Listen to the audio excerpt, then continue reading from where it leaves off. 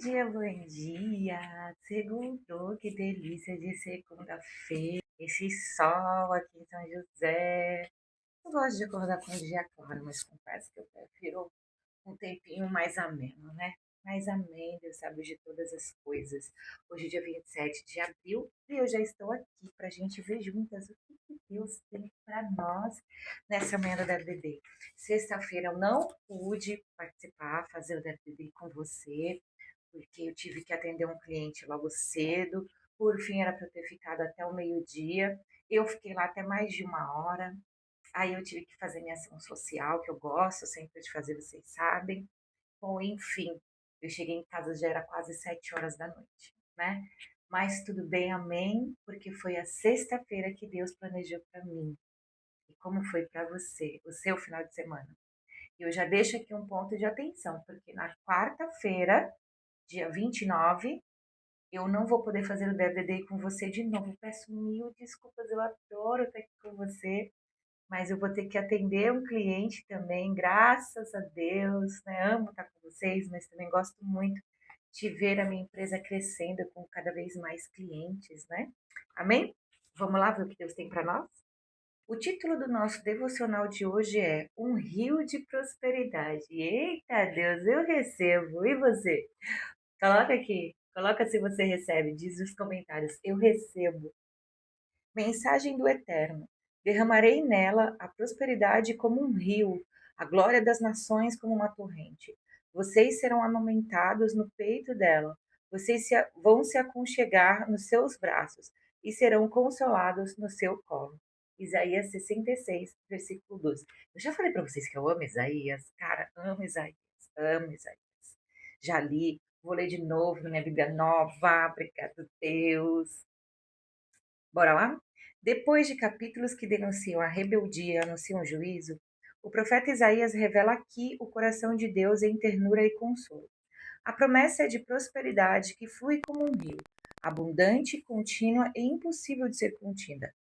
A imagem de um rio é poderosa, pois não depende de força humana, mas do fluir divino. Essa prosperidade não é apenas material, mas se expressa em paz, segurança, vida plena e na certeza da presença de Deus no meio do seu povo. O texto profético também apresenta a figura da glória das nações fluindo como torrente. Essa visão aponta para um tempo em que riquezas, dons e culturas convergirão para reconhecer a soberania do Senhor.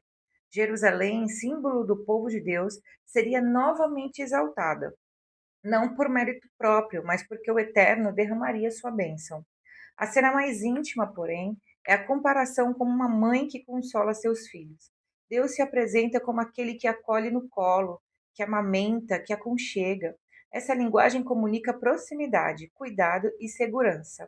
Depois de tanta dor, dispersão e exílio, o Senhor promete restaurar seu povo com amor maternal. É uma das descrições mais belas do caráter divino.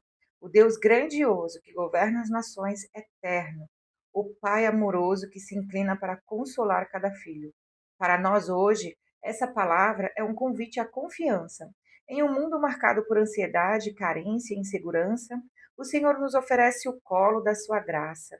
Ele é a fonte da verdadeira prosperidade, que não se limita a bens ou conquistas, mas flui como rio de paz, esperança e consolo. Em Cristo, essa profecia se cumpre plenamente, pois nele somos acolhidos, restaurados e nutridos com a vida abundante do Espírito Santo. Amém. Glória a Deus.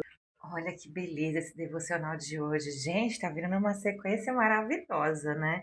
Um rio de prosperidade. Ou seja, depois de tanta rebeldia do povo, depois da disciplina, o Senhor anuncia, né?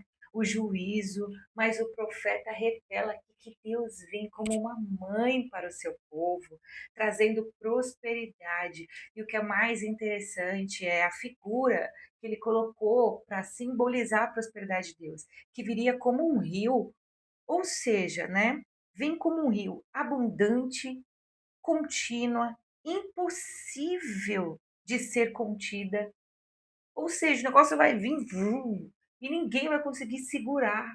A promessa que Deus tem para nós vai se cumprir e ninguém vai conseguir impedir. Ninguém consegue impedir o agir de Deus.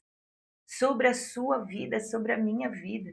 Que palavra poderosa! Não importa o que aconteça, as tribulações, aqui, né? As tribulações, o cansaço, não importa se a gente está sendo julgado, não importa se a gente está sendo mal vistos injustamente, ou seja, estamos sendo injustiçados, não importa, a promessa do Senhor sobre nós, ela vai se cumprir, porque o Deus de Israel, ele vive e ele vive em nós,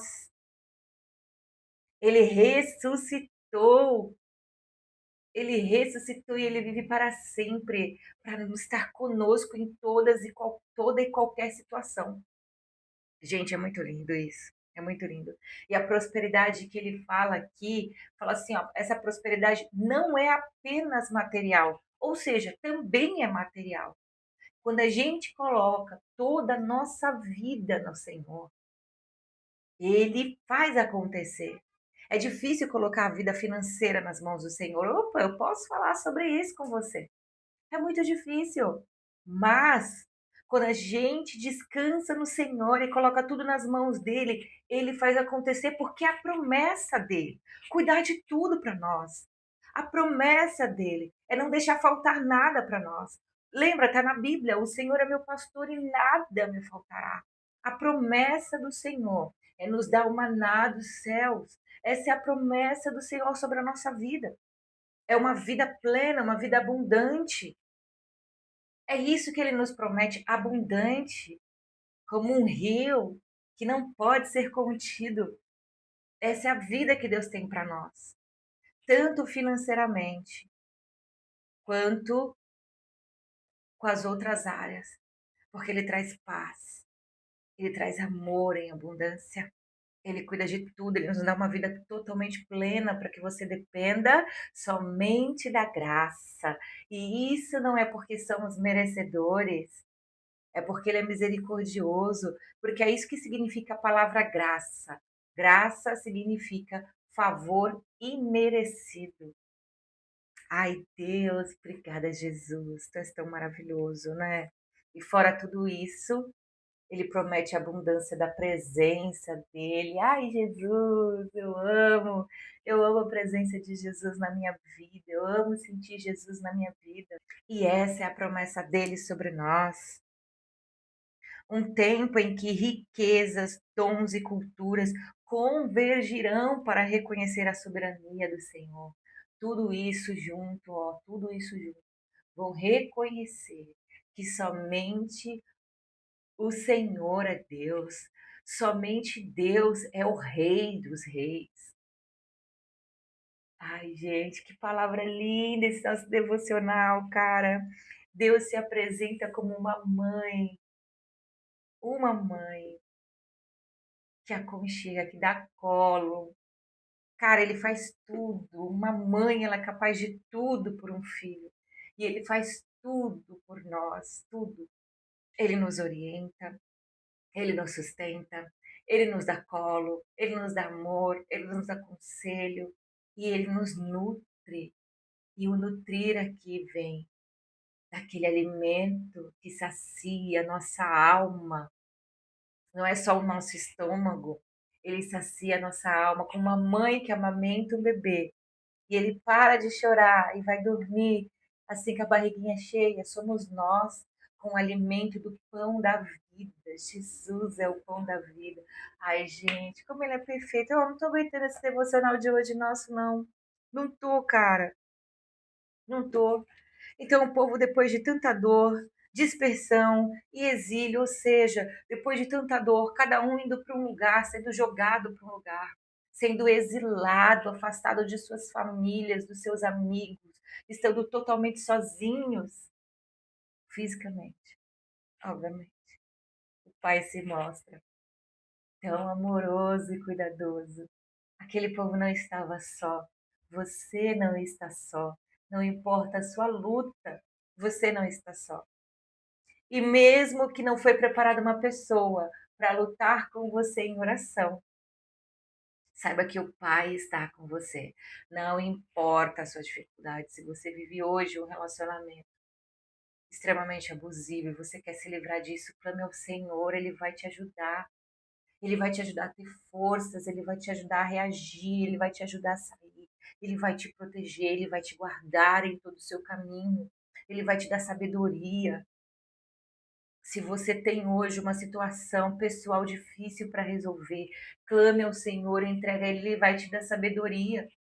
Se você tem hoje uma doença que não se cura, clame ao Senhor, porque Ele vai te curar.